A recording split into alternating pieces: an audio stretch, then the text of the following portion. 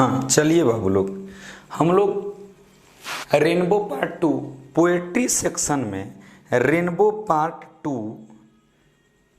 Start कर चुके हैं और जिसमें फर्स्ट पोयम है हमारा sweetest love I do not go, है ना। Sweetest love I do not go, इसी को शुरू करना है। हाँ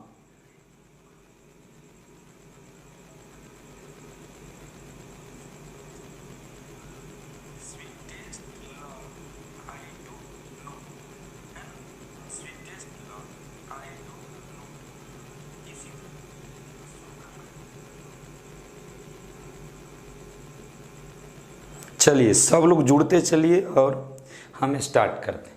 तो बाबू जो मेरा फर्स्ट पोयम पहला poem sweetest love I do not go, जिसको लिखा किसने? जॉन डॉन ने। जन्म 1572, मृत्यु 1631 ईस्वी में। तो कल पिछले जो लेक्चर 1 था उसमें हमने sweetest love I do not के जो कवि हैं, कौन? जॉन डॉन, जिनका जन्म 1572 मृत्यु 1631 में हुआ। तो इनके बारे में हमने कल अध्ययन किया था, है ना। इनको मेटाफिजिकल एक है नया प्रकार का जो लिरिकल और सैट्रिकल वर्स है, जिसको मेटाफिजिकल कहा जाता है, उसका पियोनियर समझा जाता है। एक बार एक झलक देख लेते हैं, देखेंगे इनको क्या चीज पियोनियर कहा जाता है ना।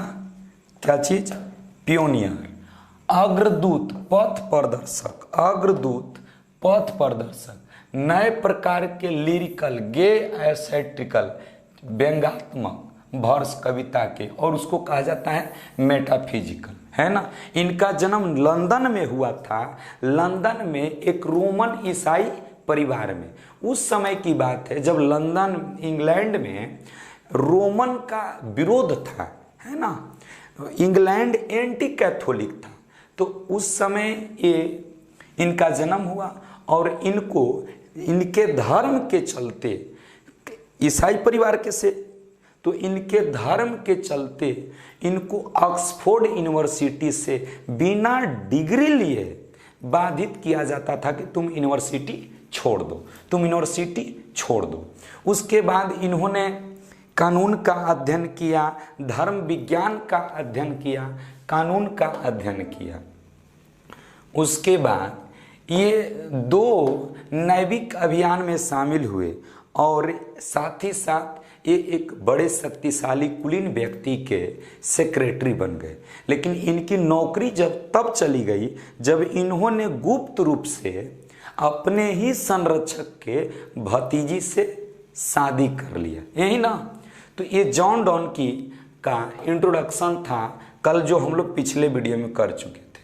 अब आज हम लोग देखेंगे, हाँ देखेंगे, आज स्टार्ट करते हैं। और भाई जितना ज़्यादा से ज़्यादा संख्या में जुड़ जाइए, जितना ज़्यादा से ज़्यादा संख्या में। हाँ चलिए, हाँ कितना लेसन तक, जितना है सब टोटल चलेगा। चलिए, हाँ जितना सामर्थ्य है सब करना है अपने से। अब मैं चलूं, अब आप लोग थोड़ा इस खबर को फैला दें, उसके बाद मैं चल रहा हूं। देखेंगे बाबू, करे कि स्वीटेस्ट लव, है ना, स्वीटेस्ट लव जो नाम है कविता का उसको समझते हैं।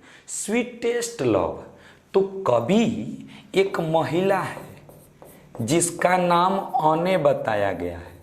उस महिला से कवि को बड़ा प्रेम है, एक दूसरे से, है ना। हम बने हैं एक दूसरे के लिए, साथ जिएंगे साथ मरेंगे।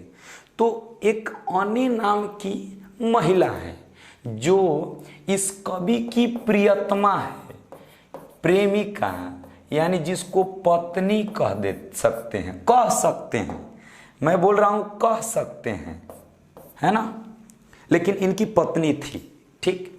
तो वो महिला थी जब 1611 ईस्वी में ये उसके साथ रहते रहते 1611 ईस्वी में जॉन डॉन ने ये फैसला किया कि थोड़ा मैं विदेश घूमूं, थोड़ा मैं विदेश घूमा हूँ। तो जब ये इस महिला को छोड़ करके और विदेश की यात्रा पे जा रहे थे, तो ये महिला जो है ये इनके जाने के गम में, है ना, इनके जाने के गम में, इनके जाने के दुख यानी विरह जुदाई में, है ना, थोड़ा तड़प रही थी, रो रही थी, कुछ सोच रही थी, नहीं होता है तो अब सोच रही थी। तो इस महिला को समझाते हुए ये कवि जॉन डॉन कहते हैं, है ना, इस महिला को जिसका नाम अने है, जो उनकी पत्नी है, उसको समझा रहे हैं। जैसे कोई फौज वाला है, वो घर छोड़ करके अपने ड्यूटी पे जाता है, तो क्या होता है बाबू कि उसकी जो पत्नी होती है बेचारी, उसी के तो सहारे अपना घर छोड़ के आई है और वो उसको छोड़ के चला गया बॉर्डर। तो अब वो जाता है तो देखो कि घर से निकलते समय स्टेशन पर अब एक दूसरे से अलग होने का इतना दुख दर्द होता है कि वो बेचारी महिला रोने लगती है, अपना दुख बयां करने, और दोनों देखोगे तो एकदम, है ना। तो वही बात है। तो जब ये जा रहा था विदेश तो ये रो रही थी उसके जुदाई, उसके गम में, है ना, उसके जुदाई और उसके गम में रो रही थी। कौन? उसकी पत्नी, उसकी प्रियतमा, जिसका नाम अने बताया गया।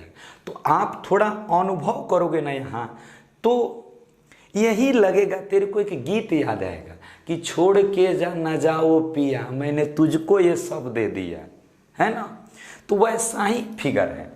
तो इस महिला को समझाते हुए कवि कहता है स्वीटेस्ट लव। इस महिला को कवि स्वीटेस्ट लव कह के बुलाता है। स्वीटेस्ट लव, स्वीट मधुर, आ स्वीटर उससे मधुर, स्वीटेस्ट सबसे मधुर, यानी अति मधुर, अति मधुर, आ लव मने प्यार। तो अति प्रिय, अति प्रिय, अति प्रिय, ये कवि किसको स्वीटेस्ट लव कहता है? तो कवि अपनी प्रियतमा, अपनी पत्नी को स्वीटेस्ट लव से बोधित करता है ना। कैसे आजकल के लोग, प्रेमी लोग अपनी प्रियतमा को स्वीटू, जानू, मोनू, सोनू कहते हैं, बाबू कहते हैं, उसी तरह से ये अपनी प्रियतमा को स्वीटेस्ट लव कहता है। ऐ मेरे मधुरतम प्रेम, ऐ मेरी प्रियतमा, ये स्वीटेस्ट लव से अपनी प्रियतमा को बोधित करता है। उस महिला को, वो अपनी प्रियतमा को स्वीटेस्ट लव कहता है। ठीक, आई मैं डू नॉट गो। अब इसको समझना, आई मैं कभी खुद के लिए कहता है कि मैं डू नॉट नहीं, गो में ई, कवि को ई लगाने की बीमारी है तो यहाँ गो है। आई मैं डू नॉट, प्रेजेंट इंडिफिनिट है, डू नॉट गो, मैं नहीं जाता हूं। ठीक, अब इस लाइन को हम करते हैं। तो जब कभी विदेश जा रहा था, कॉन्टिनेंटल ट्रिप पर, विदेश की यात्रा पे, तो जो उसकी प्रियतमा थी उससे दूर होने के दुख और गम में जब वो रो रही थी तो उसको समझा रहा था कि अरे मेरे मधुरतम प्रेम, आए मेरी प्रियतमा, आए मेरी जानो जिगर, तुम मत रो पगली, मत रो, मैं तुमको छोड़ के नहीं जा रहा हूं। ये सोच रही है कि मैं तुमको छोड़ करके सादा के लिए जा रहा हूं, तो ना ना, बस मैं थोड़े समय के लिए तुमसे दूर जा रहा हूं, फिर बहुत जल्दी आ जाऊंगा। ये मत सोच कि मैं तुमको छोड़ करके और सादा के लिए जा रहा हूं, है ना। और बढ़ाओ भाई, कम से कम 200 पार। तो स्वीटेस्ट लव, आए मेरे मधुरतम प्यार, आए मेरी प्रियतमा, आए मेरी जानो जिगर, आई मैं डू नॉट गो, मैं नहीं, यहाँ इन एक्स्ट्रा है, मैं नहीं जाता हूँ, मैं तुमको छोड़ करके सदा के लिए, हमेशा के लिए छोड़ करके नहीं जा रहा हूँ। क्लियर? ये लाइन क्लियर हो गया? अच्छा, तो अब जब कवि उसको छोड़ करके जा रहा था, वो रो रही थी, है ना। तो अब क्या था कि उसको कह रहा है कि नहीं रो मत, ऐसा बात नहीं, मैं 2 दिन 3 दिन 4 दिन के लिए जा रहा हूं, फिर वापस आ जाऊंगा, तू रो मत, तुम दुख मत ले, तू गम मत ले। अच्छा, दूसरा चीज, तो जैसे ही मान लेते हैं, अब इस लाइन को समझना है बाबू, four weariness, four weariness, weariness मने ऊबन है ना, ऊब कर।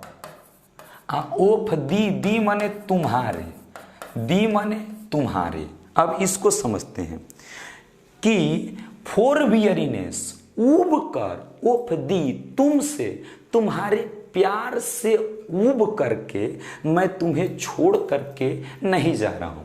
स्वीटेस्ट लव, ऐ मेरे प्रियतमा, ऐ मेरे मधुरतम प्यार, आई डू नॉट गो, मैं नहीं जा रहा हूं। फोर वियरीनेस, तुम्हारे उबन से, तुम्हारे साथ रहते रहते ऊब करके, थक करके, ओफ दी तुम्हारे। अब जरा गौर करो, तो मान लेते कोई पति है और वो बेचारा अपनी पत्नी से दूर जाता है, तो उसकी पत्नी के दिलो दिमाग में कई तरह का डर समाता है, कई तरह का डर हो जाता है। लगता है ये मेरे को छोड़ कर जा रहा है ना, ये मेरे को छोड़ कर जा रहा है। लगता है ये मेरे साथ जीते जीते, ये मेरे साथ रहते रहते, मुझसे प्यार करते करते ऊब गया है, ऊब करके तब ये हमसे दूर भाग रहा है ना। ये कौन सोच रहा है? कोई पत्नी सोच सकती है। तो कवि को लगता है कि शायद ये न सोच ले कि मैं इससे प्यार करते करते ऊब गया हूं, इसलिए इससे दूर जा रहा हूं। तो समझाता है फोर वियरीनेस ऑफ दी, नहीं, मैं तुम्हारे उबन से, मैं तुम्हारे साथ जीते जीते, प्यार करते करते ऊब करके मैं तुम्हें छोड़कर नहीं जा रहा हूं, है ना। ये कौन कहता है? कवि कहता है। तो स्वीटेस्ट लव, ऐ मेरे मधु, वियरीनेस माने ऊबन थकान, आदि माने तुम्हारे, तुमसे, तुम्हारे, ठीक। तो अब तुम्हारे उबन से, तुम्हारे थकान से मैं तुम्हें छोड़ करके नहीं जा रहा हूं, ठीक। अगला देख रहा, नोर नाही इन द होप, नाही इस आशा में जा रहा हूं। कवि अपनी प्रियतमा को समझा रहा है कि नोर इन द होप, नाही इस आशा में जा रहा हूं। द वर्ल्ड माने संसार, कैन सो दिखा सकता है, कैन सो माने दिखाना, कैन सो ये संसार दिखा सकता है, ना ही इस उम्मीद में जा रहा हूं कि ये जो संसार है ये मुझे दिखा सकता है। अच्छा, ये फीटर, तो बाबू फीटर जरा समझ, फीट माने उपयुक्त, फीट माने उपयुक्त। तो अब जरा गौर करना, उपयुक्त, तो उसकी जो प्रियतमा है वो तो उसके लिए फिट है, वो तो उसके लिए फिट है। लेकिन यहां फीटर लिखने का मतलब उससे भी फिट, उससे भी फिट। अब यहां एक लॉजिक समझ, मान लेते हैं आप किसी से प्यार करते हैं, है ना। तो आप किसी से प्यार करते हैं और आप उसको छोड़ रहे हैं, ठीक। तो यहां 2 कंडीशन होगा, या तो आपको उससे ज्यादा प्यार देने वाली मिल गई, या आप उससे ऊब गए हैं। 2 ही कंडीशन में किसी का दिल टूटता है। और आपसे कोई दिल तोड़ ले, कोई आपसे बेपनाह मोहब्बत कर रहा है और वो आपसे दिल तोड़ ले, आपसे रिश्ता तोड़ ले, तो ये समझिएगा कि या तो वो आपके साथ रहते रहते ऊब गया है, या फिर उसको आपसे ज्यादा प्यार देने वाला कोई मिल गया है कि नहीं। तो अब यहां पे तो उसकी प्रियतमा का तो प्यार फिट है, लेकिन कह रहा ये फीटर लव, यानी तुमसे भी ज्यादा प्यार देने वाली, फॉर मी, मुझे, फॉर मी माने मुझे। अब इस लाइन को क्लियर करेंगे यहां तक, तो कहता है नोर इन द होप ना, अरे भाई बढ़ाओ थोड़ा आगे, अभी 200 पार कराओ। नोर इन द होप, ना ही इस आशा में, दैट की द वर्ल्ड कैन शो, संसार दिखा सकता है। अब इसको समझो, ना ही मैं इस आशा में जा रहा हूं कि इस संसार में मुझे मिल सकती है ए फीटर लव, यानी तुमसे ज्यादा प्यार देने वाली, तुमसे ज्यादा सुंदर, तुमसे ज्यादा आकर्षक, फॉर मी माने मुझे। ना ही इस आशा में मैं तुम्हें छोड़कर जा रहा हूं कि मुझे तुमसे ज्यादा प्यार देने वाली इस दुनिया में कहीं और कोई दूसरी मिल जाएगी। ना ना, ऐसा मत सोच। तो यहां कभी दो लॉजिक दिया, उसको समझा रहा है कि मैं तुम्हें छोड़कर इसलिए नहीं जा रहा हूं कि मैं तुमसे उब गया हूं, और मैं छोड़कर इसलिए नहीं जा रहा हूं कि मुझे उम्मीद है कि तुम्हें छोड़कर जाऊंगा तो इस संसार में मुझे तुमसे ज्यादा प्रेम देने वाली मिल जाएगी, है कि नहीं। अब बट, लेकिन, सिंस दैट, लेकिन ये बात है कि, यहां तक क्लियर हो गया बाबू। लेकिन ये बात है कि, हाँ ये बात है कि, हाँ सुनेंगे और गौर करेंगे। तो लेकिन ये बात है कि, आप लोग चुपचाप पढ़ाई कीजिए, जो पोयम है आप इसको समझने की कोशिश करें।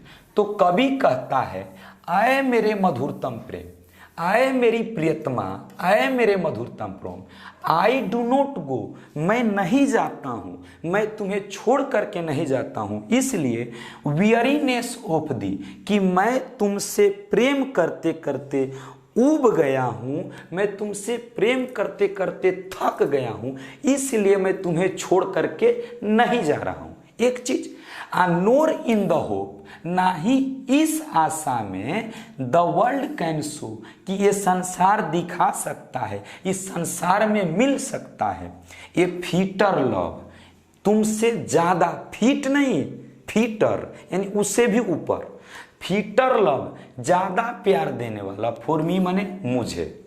नहीं, मैं न तुमसे उब कर जा रहा हूं, न तुमसे ज्यादा प्रेम देने वाला मुझे इस संसार में मिलने वाला है। क्लियर। बट, लेकिन, सिंस दैट, लेकिन ये बात है कि, आई माने, हाँ, बट, लेकिन, सिंस दैट, ये बात है कि, आई माने मैं, ये बात बिल्कुल सही है कि मैं, है ना, मैं। नेक्स्ट, हाँ, आई। तो अब यहां देखो, करा कि आई, तो उस लाइन में जो था उसको समझेंगे। वहां था कि बट सिंस दैट, लेकिन ये बात है कि, वहां आई लिखा हुआ था ना, आई मस्ट डाई। अब यहां फिर देखो, कवि को आई के जगह पे वाई लिखने की आदत है कवि को, तो यहां डी वाई नहीं, डी आई ई है। तो आई मस्ट डाई, मुझे तो अवश्य ही, बिल्कुल ही डाई, मरना है, एट लास्ट, अंत तो गतवा। यानी ये बात बिल्कुल सही है कि मुझे एक न एक दिन इस दुनिया को छोड़कर जाना है, एक न एक दिन मुझे मरना है, और जब मौत आएगी तो मैं तुमसे सदा के लिए जुदा हो जाऊंगा। ठीक। टीज बेस्ट, ये बिल्कुल अति सत्य है, यानी टीज बेस्ट, ये होना अति अनिवार्य है, या ये बात बिल्कुल सही है। ठीक। अच्छा, तो यहां पे जो कवि है स्वीट जॉन डन, वो उसको समझा रहा है अपनी प्रियतमा को, अपनी प्रेमिका को, कि एक ना एक दिन तो मुझे तो मरना ही है, और ये बात बिल्कुल सही है। ये बात तो एक न एक दिन अंत तो गतवा होना ही है ना। ये बात एक न एक दिन होना ही है। तो क्या है कि मरने के बाद, मौत के बाद मैं तुमसे जुदा हो जाऊंगा। तुमसे अलग हो जाऊंगा। तो बताओ उस दिन तुम इस अलगाव को, इस जुदाई को कैसे बर्दाश्त करोगी, है ना। आखिर हमेशा एक साथ रहेंगे, कभी अलग नहीं रहेंगे, अकेले रहने की आदत नहीं रहेगी, है ना, कभी अकेले समय नहीं गुजारेंगे, एकांतपन को महसूस नहीं करेंगे। तो एक दिन जब हमारी मौत होगी, हम तुमसे अलग हो जाएंगे, तो तुम उस दिन उस जुदाव, उस अलगाव को, उस विरह को, उस दुख को कैसे बर्दाश्त करोगी।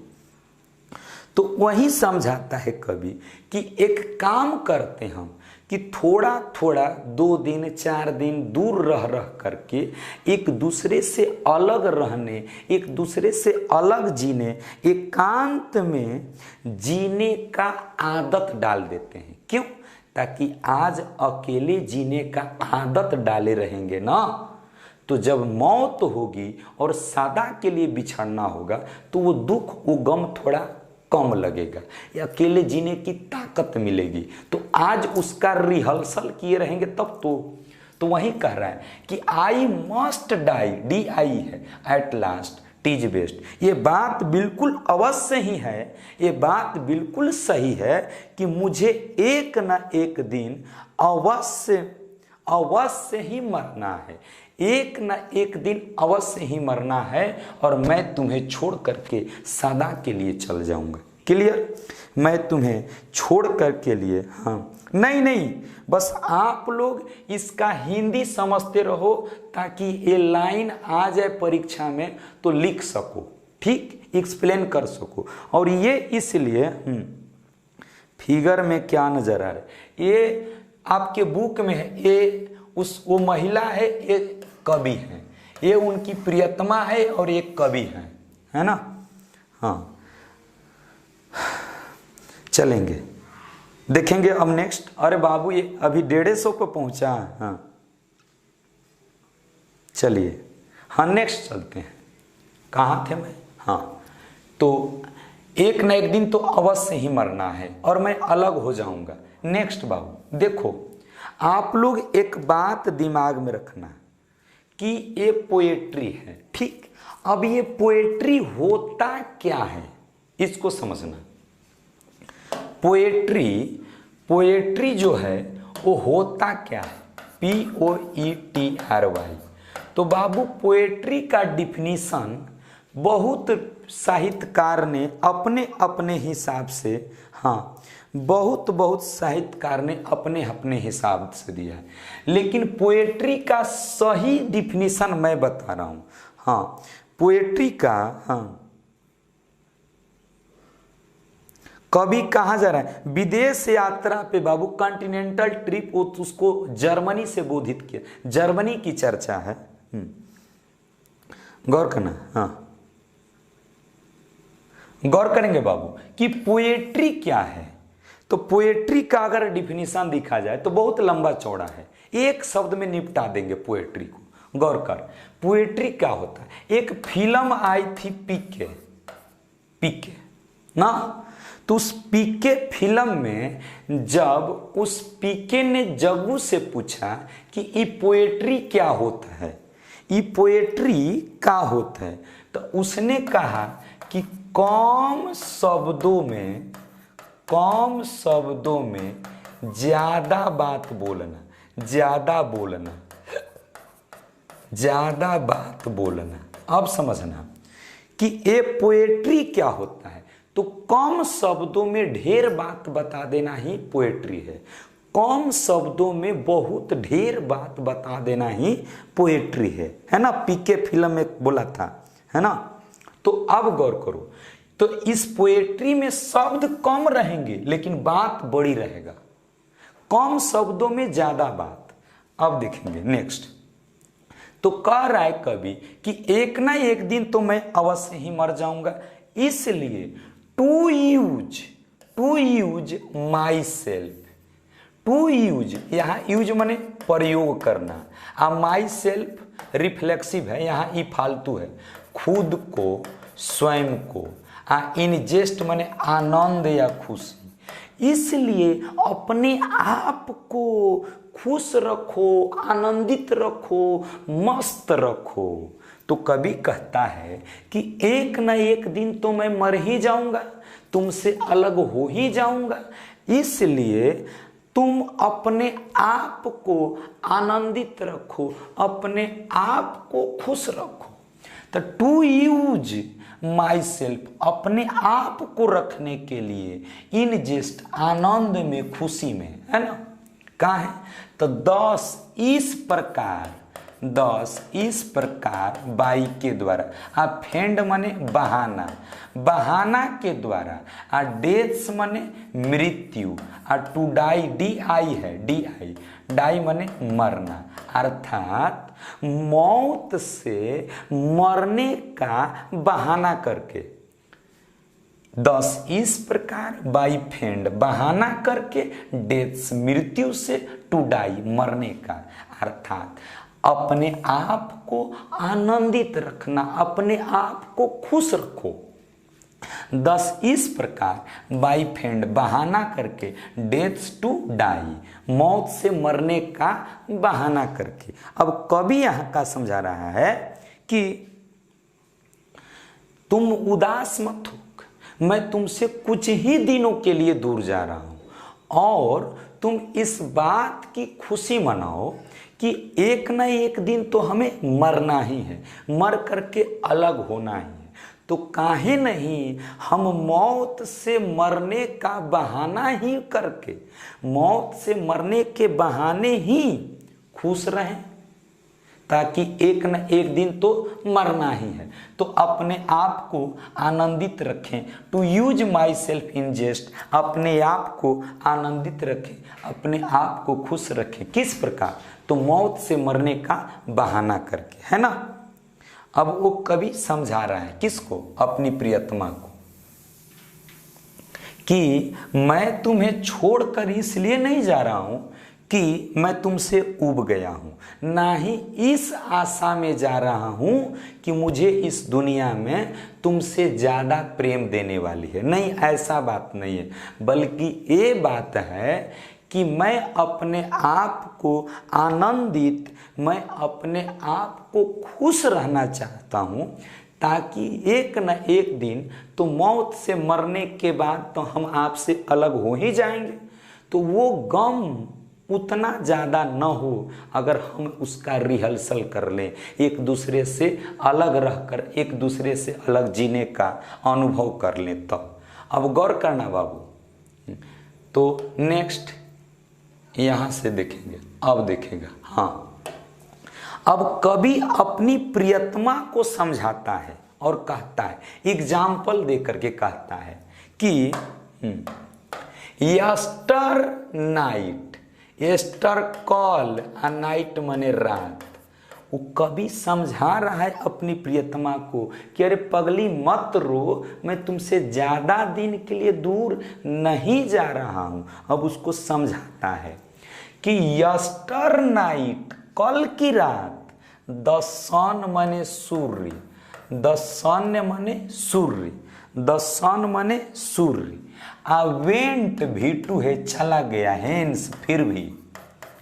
अब कवि जब विदेश यात्रा पे जा रहा है तो उसकी प्रियतमा उसके अलगाव जुदाई में रोती है, तो कवि सूर्य की जो उदाहरण, सूर्य का उदाहरण प्रस्तुत करता है और सूर्य के उदाहरण के माध्यम से कवि अपनी प्रियतमा को समझाने की कोशिश करता है कि कल की रात पगली रो रही है कि मैं तुमसे दूर जा रहा हूं। अरे तू आंख बंद करी, मैं यूं गया यूं आया, है ना, पलक झपकते गया पलक खुलते आ जाऊंगा। समझा रहा है कि यस्टर नाइट, कल की रात, द सन सूर्य, वेंट चला गया। बाबू कवि समझा रहा है कि कल शाम में सूर्य यहां से चला गया, ठीक, सूर्य यहां से चला गया।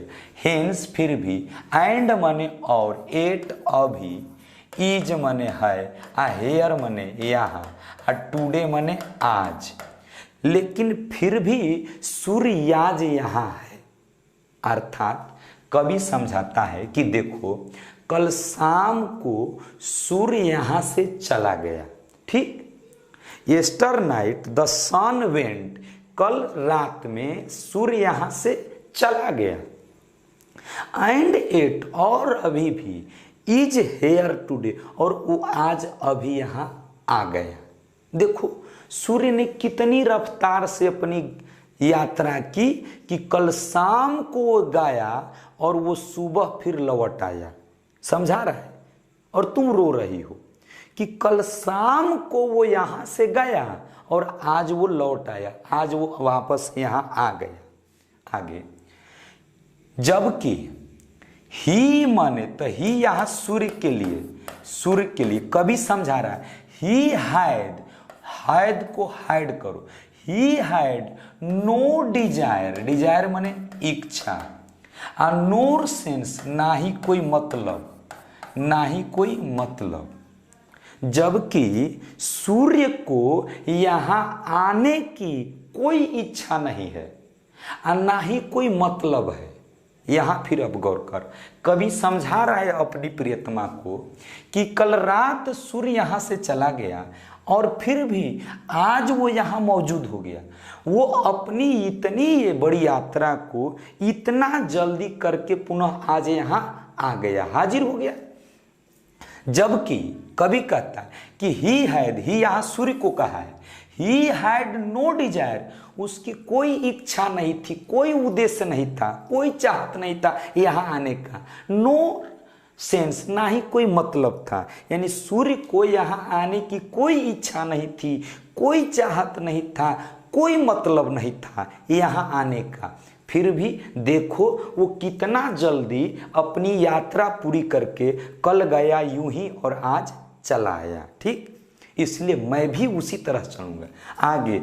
तो उसकी प्रियतमा शायद ये कह सकती थी कि सूर्य की तो दूरी बड़ी कम थी, इसलिए शाम को गया और पूरा करके यात्रा पूरा करके आज चला आया। तो कवि कहता है नोर, ना ही हाफ सो शॉर्ट, ना ही इतना कम था, अवे मने रास्ता, यानी उसका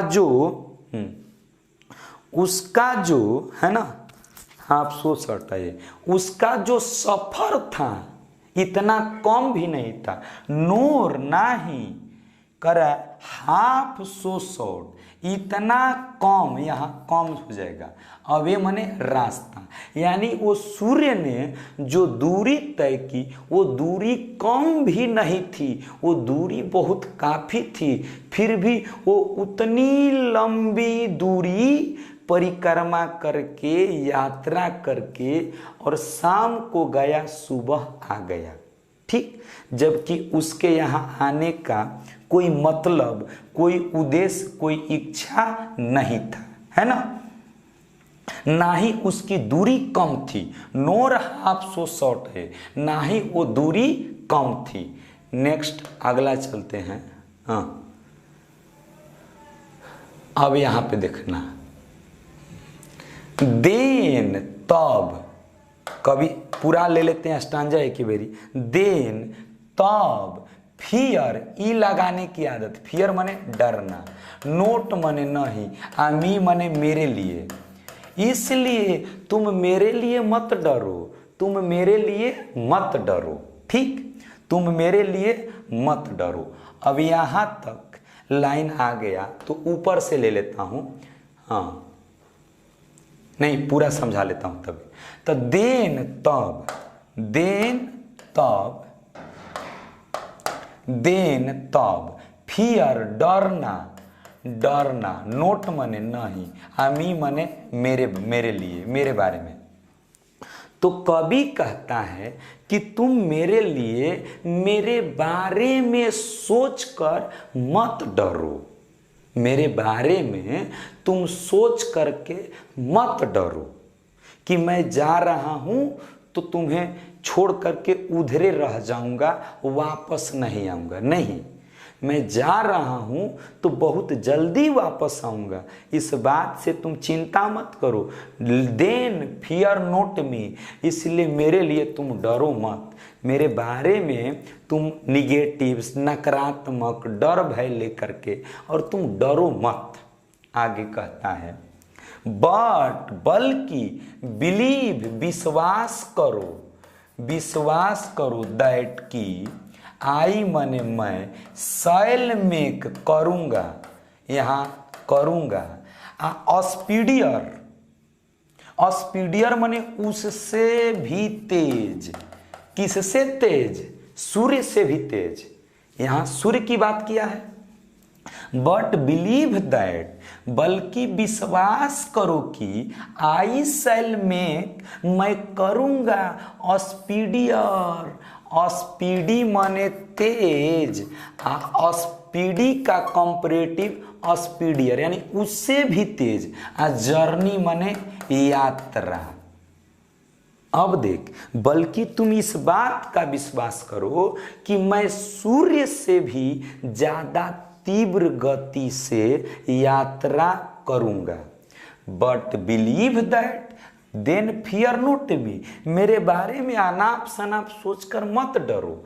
बट बिलीव दैट बल्कि विश्वास करो कि आई शैल मेक मैं करूंगा स्पीडियर जर्नी, सूर्य से भी तीव्र गति में यात्रा। सिंस आई टेक जब से शुरू करूंगा, तो जब से शुरुआत करूंगा मैं अपनी यात्रा की, तो सूर्य से भी ज्यादा तीव्र गति से मैं अपनी यात्रा करूंगा, है ना। क्यों, उस बात को अब यहां से समझेंगे। देखना बाबू, हाँ इस यहां तक लाइन को समझना है। यहां से मोर विंग्स, बहुत डैने, बहुत पंखे यानी बहुत गति से, मोर विंग्स सूर्य से भी ज्यादा पंखों से यानी सूर्य से भी ज्यादा गति से, एंड और स्पर्श माने प्रायोजन, देन ही, है ना। देन यहाँ ही सूर्य के लिए, यहाँ देन नहीं दैन का सेंस, यानी सूर्य के तुलना में ज्यादा मेरा प्रायोजन है और ज्यादा पंखों से मैं अपनी यात्रा उससे भी तीव्र गति से करूंगा, है ना, उससे भी तीव्र गति से करूंगा। अब गौर करेंगे, यहाँ पे एक बात समझो, कवि जो है वो अपनी प्रियतमा को समझा रहा है। किसको, प्रियतमा को, कि तुम मेरे जाने की बात से मत डरो, ठीक। अब कवि अपनी प्रियतमा को समझाते हुए सूर्य का उदाहरण देखता है ना। तो कवि कहता है कि देख पगली, कल शाम को सूर्य यहां से गया और वो इतनी लंबी दूरी तय करके फिर आज यहां आ गया। अब समझना बाबू, तो सूर्य,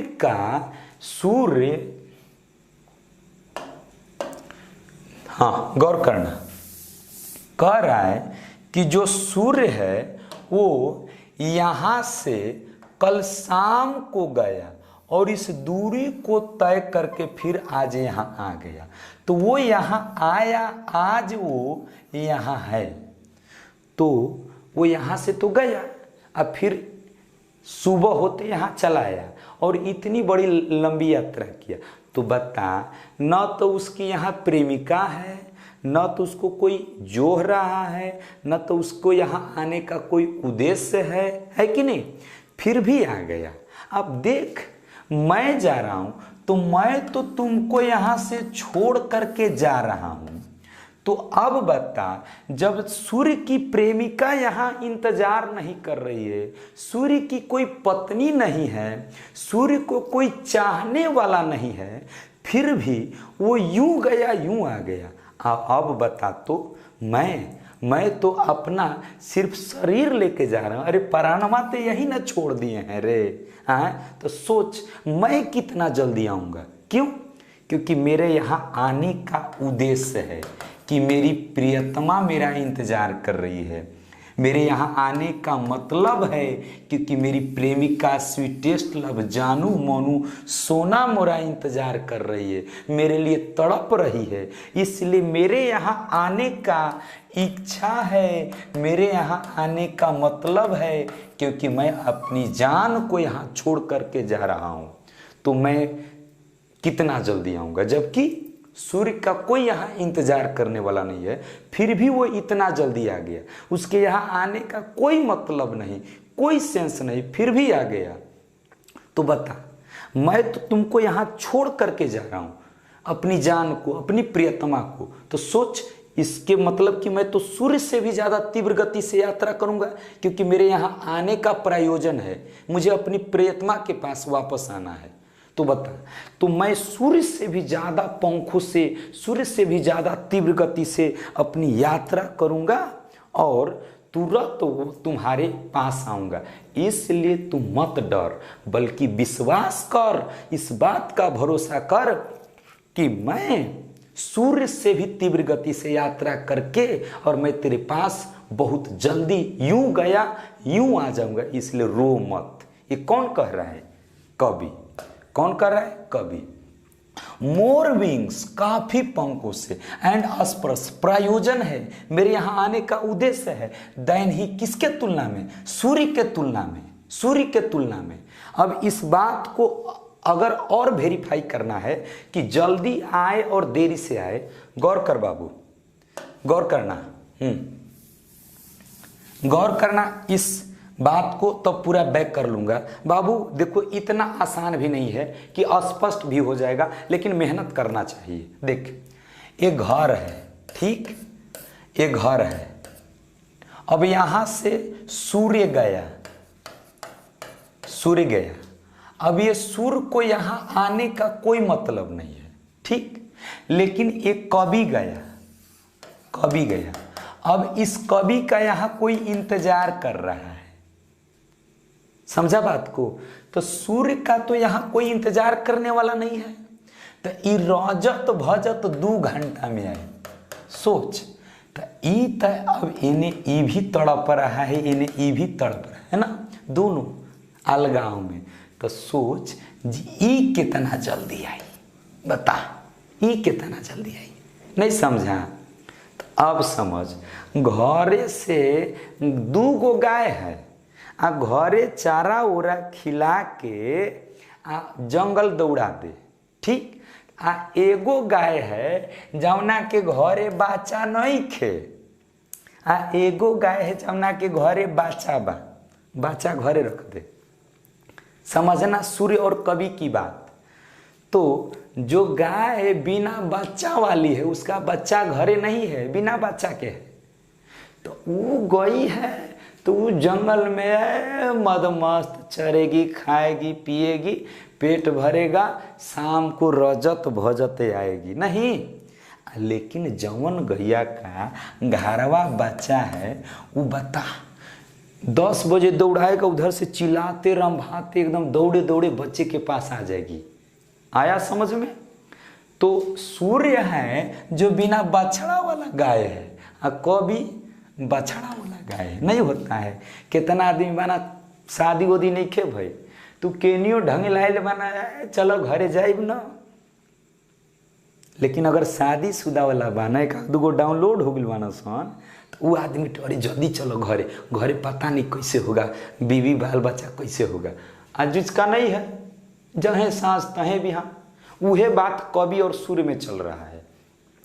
तो कवि कहता है कि सूर्य की यहाँ प्रेमिका नहीं है इंतजार करने वाली, फिर भी वो कल गया आज आ गया, मेरी तो यहाँ प्रियतमा है, तो सोच मैं कितना जल्दी आ जाऊंगा। अब बाबू, हाँ, यहां से कह रहा है कि एस्टर नाइट, एस्टर नाइट, गौर करना, कल की रात, द सन वेंट हेंस, सूर्य चला गया, कल की रात सूर्य चला गया, फिर भी, and it is here today, और फिर भी वो आज यहाँ मौजूद हो गया। प्रियतमा को समझा रहा है कि कल सूर्य यहाँ से चला गया, फिर भी वो आज यहाँ मौजूद है, जबकि उसके यहाँ आने का न तो कोई इच्छा था न तो कोई मतलब था। यानी उसका यहाँ कोई ना तो प्रियतमा थी, ना तो प्रेमिका थी, ना तो कोई जो रहा था, ना इंतजार कर रहा था, फिर भी वो कल गया आज आ गया, है ना। आप देखेंगे नोर नाही, नोर नाही हाफ शॉट, नाही ये दूरी हाफ सो शॉट, इतनी कम थी अवे मने रास्ता, यानी सूर्य की दूरी भी इतनी कम नहीं थी कि वो जल्दी गया जल्दी आ गया, है ना। आगे देन इसलिए फियर नोट मी, इसलिए तुम मेरे लिए मत डरो, तुम मेरे लिए चिंता मत करो, बट बिलीव विश्वास करो दैट की आई शैल मेक अ स्पीडियर जर्नी, कि मैं सूर्य से भी ज़्यादा तीव्र गति से यात्रा करूंगा, सिंस आई टेक, जब से मैं शुरू करूंगा तो सूर्य से भी ज़्यादा तीव्र गति से यात्रा शुरू करूंगा। मोर विंग्स काफ़ी पंखों से, यानी मोर विंग्स मने तो पंख थोड़ी लगाई, मैंने काफ़ी गति से, किसके तुलना में, सूर्य के तुलना में मोर विंग्स काफ़ी गति से, एंड स्पर्श काफ़ी प्रायोजन से, दैन ही किसके तुलना में, सूर्य के तुलना, यहाँ ही सूर्य के लिए लिखा है। अब कभी यहाँ के बाद इतना तक अगर हो गया तो आगे चलते हैं भाई। आज 200, हाँ 200 नहीं है,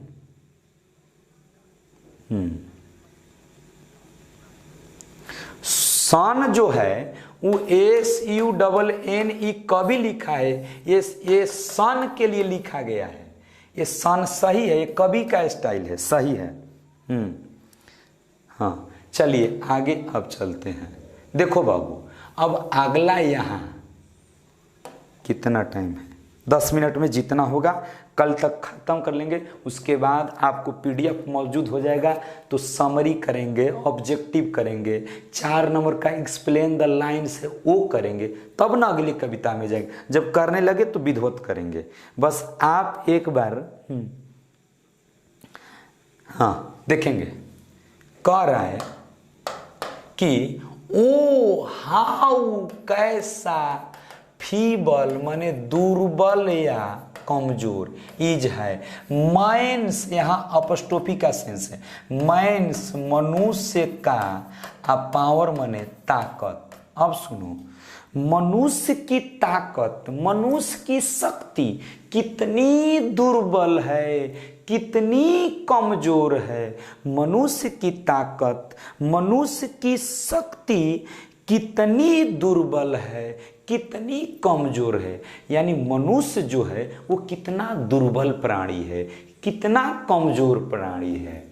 दैट की इफ अगर, दैट की इफ अगर, गुड फॉर्चून, गुड माने अच्छा, फॉर्चून माने भाग, तो गुड फॉर्चून माने फाल माने आता है, गुड फॉर्चून फॉल यानी अच्छा भाग्य आता है, यानी गुड फॉर्चून फॉल माने अच्छा वक्त या अच्छा समय आता है, अच्छा वक्त अच्छा समय आता है।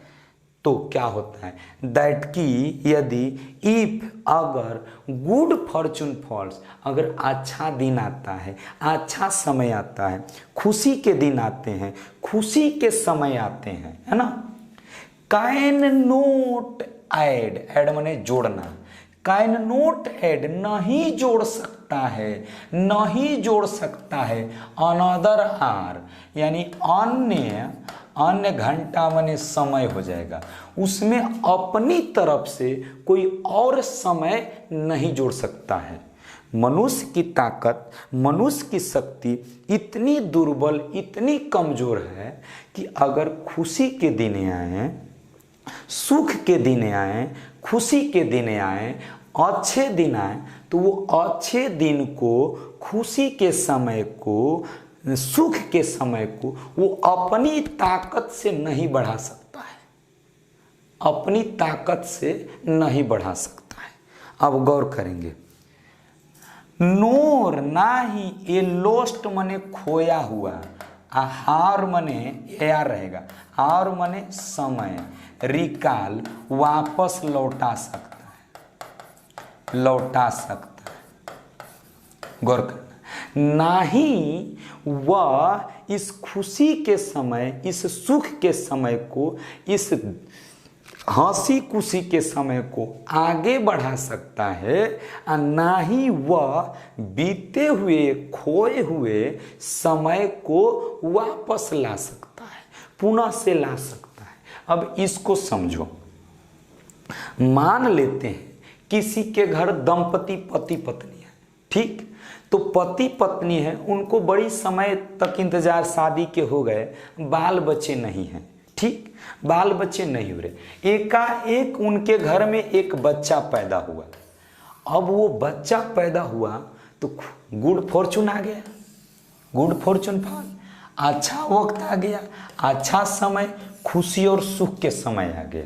तो जब बच्चा पैदा हुआ तो खुशी का समय तो आ गया, लेकिन अब ये खुशी का समय आया कब? जब बच्चा पैदा हुआ तब, है ना, बच्चा पैदा हुआ तब, ठीक।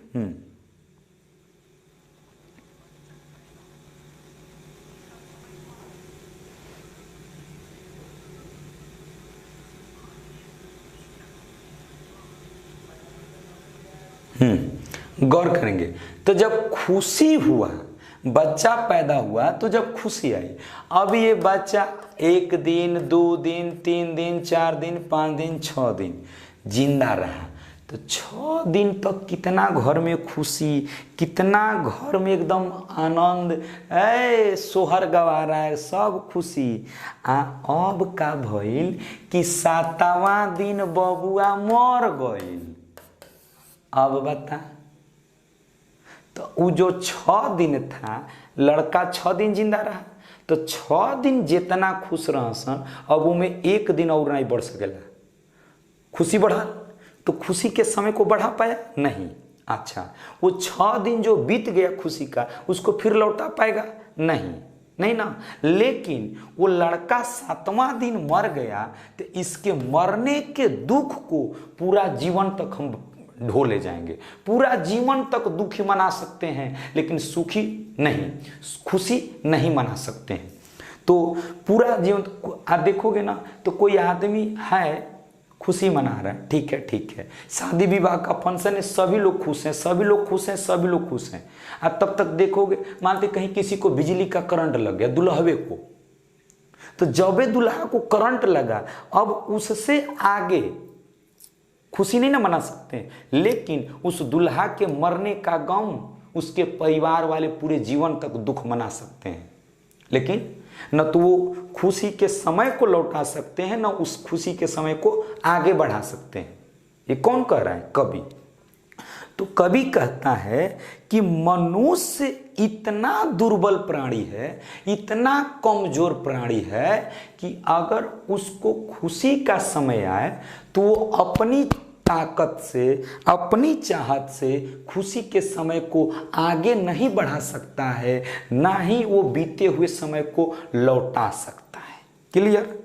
ना ही वो बीते हुए समय को लौटा सकता है। इस यहाँ से इसको कल के क्लास में हम लोग पूरा कर लेंगे और देख लेते हैं अभी तक कितना बचा हुआ पोयम। हाँ,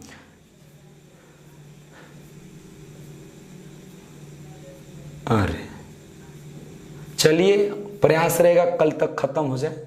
हम लोग यहाँ हाँ रिकाल तक कर चुके हैं, और बाबू थोड़ा आपको भी प्रयास करना पड़ेगा, इतना नहीं जल्दी हो पाएगा समझ में। आप लोग थोड़ा देखो, जो वर्ड है ऐड माने जोड़ना, उस किताब पे उसी समय लिख लिया करो, है ना।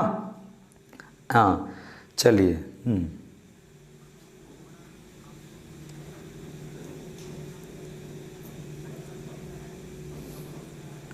चलिए और थोड़ा बढ़ाइए संख्या, काउंटिंग बढ़ाइए। चलिए, रिकाल तक हम रहने देते हैं, उसके बाद रिकाल से कल पूरा हो जाएगा, तो अब एक बार फिर इसको बैक कर लेंगे, तब समरी, ऑब्जेक्टिव और 4 नंबर का एक्सप्लेन द फ्लोइंग लाइंस, इतना करेंगे। तब तक के लिए अब हम लोग कल मिलेंगे।